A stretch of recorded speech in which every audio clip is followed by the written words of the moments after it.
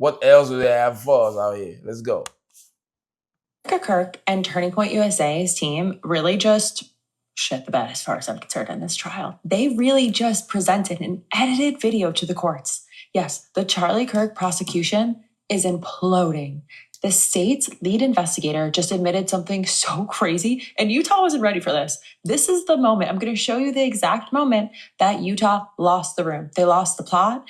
The crime scene story doesn't add up anymore. The prosecution decided that, you know what, a high-stakes murder trial needs? This is the perfect place to present a heavily edited fan cam edit, a sizzle reel. It had dramatic zooms, it had highlighted sections and bright red circles to tell the court, hey, this is exactly where you should look and exactly what you should think about this. And real quick, if you're new here, I'm Lauren Paritra. Willa Paritra, my four-legged daughter, boss, co-host, we're dealing with some health stuff right now, but we do this every day out of pure principle and an absolute refusal to let these grifter ass bitches get ahead. So consider every sub, every comment, every follow, every hype, every 5-star rating, wherever you get your podcast, consider every action and FU to Turning Point USA. Listen, guys, this is a state apparatus trying to send Tyler Robinson, a 23-year-old, to the firing squad. They're arguing for the death penalty. And they have the gall to show up to a preliminary hearing without your primary evidence because you were too busy adding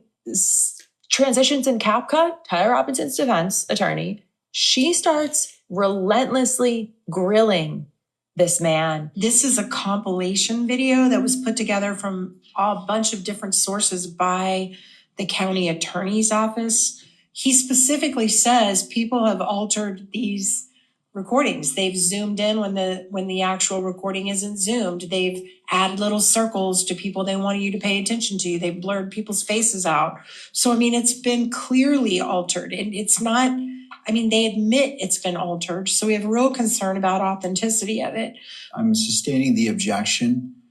Typically, when exhibits are admitted to the court, it is without alteration. If a party circles an exhibit, a photograph, that's not the original format. Okay, so the state had a duty to preserve the crime scene because, again, this is a homicide case paved over before the defense had a full opportunity to examine what actually happened. And once it's paved over, any physical evidence that may have existed there, gone forever. So what's that about? During cross-examination, the defense also highlighted that the lead investigator, David Hall, couldn't explain basic details about that, including who authorized it or why it happened. Get somebody unbiased, get them out there and investigate that man. This is crazy. Erica Kirk. How do you edit videos before you take it to court? Can you make this make sense? How do you edit videos then you take them to court?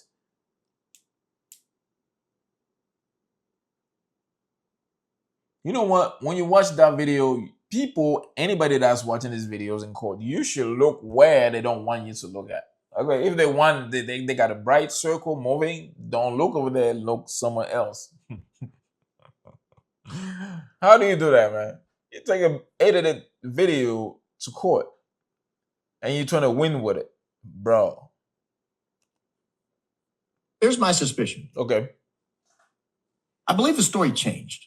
Okay. I believe the story changed when he lived. Tell me. And I believe he lived because he outsmarted this plan to take him out. He wasn't supposed to make it to the sheriff's office. He wasn't supposed to turn himself in. He wasn't supposed to be arrested by Brian Davis of the Utah State Bureau of Investigation at 10 o'clock. He wasn't supposed to be transferred to Utah County. He wasn't supposed to be booked. He wasn't supposed to be investigated. They weren't supposed to be looking at all these phones. They weren't supposed to be pulling forensic evidence off these phones. He was supposed to confess that is his gun and then go kill himself. Oh. Quick and easy. There was supposed to be no 7-month and 2-day Candace Owens investigation. There was supposed to be no decentralized investigation. There'd still be a podcaster in Middle Tennessee named Baron Coleman that does a Sunday night show for 50 people that no one's ever heard of. We wouldn't be looking at subpoenas. We wouldn't be looking at shadows on camera footage. We wouldn't be looking at the grainy video of a guy running off a roof and jumping down like Spider-Man and trying to zoom in real close and say, could that be a gun? What is that? We wouldn't be looking at a guy walking up the stairs saying, where's the gun? Where's the gun? Is the gun's in his skinny jeans? You're telling me he disassembled the gun? Stuffed it in various places in his body in little pieces? Walked up the stairs? For some reason paused for 7 to 8 minutes? Here's my suspicion. I believe the story changed. Yeah, I think he did just that. I think he did just that. Bro, come on, man. Nothing is adding up over here. Nothing is adding up. These people are killing me. Stop kidding me, bro.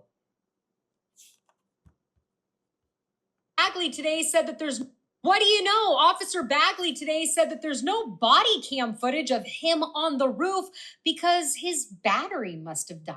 Right, your body cam footage that I reviewed appears to end while you're still on the roof. Do you know why that is? I think his battery went dead. It was just right at that moment. Okay. And do you know, did you ever turn it back on that day or go get it, I don't know, what do you have to do, charge it or stick a new battery in it? I don't even know. Usually dock it, but no, I didn't go back. It was too chaotic running around. So that 27-minute and 35-second body cam that starts when you're at the Hall of Flags and ends while you're still on the roof, but haven't put the crime tape up yet, that's the only body cam you have that day? Yes. So I guess we'll just have to take his word for it that at that moment he found a red and black screwdriver. Oh, but wait, there's a picture of it that was admitted into evidence, so it's all good. I have to wonder how many times Officer Bagley's body cam died after 27 minutes of being on the job, or if this is just a one-off like so many other incidences in this Charlie Kirk assassination case. As always, let me know what you think about all of this down below.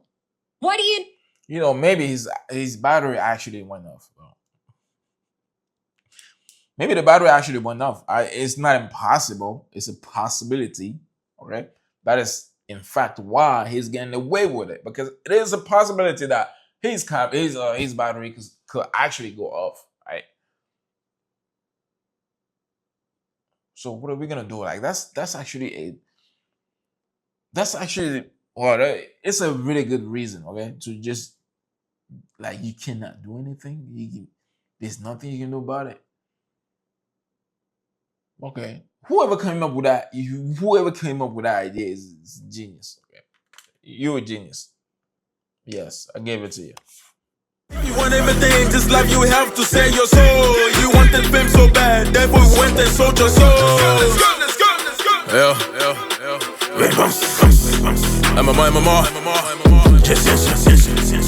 Yeah. 24. God first. To the death of me. Shush.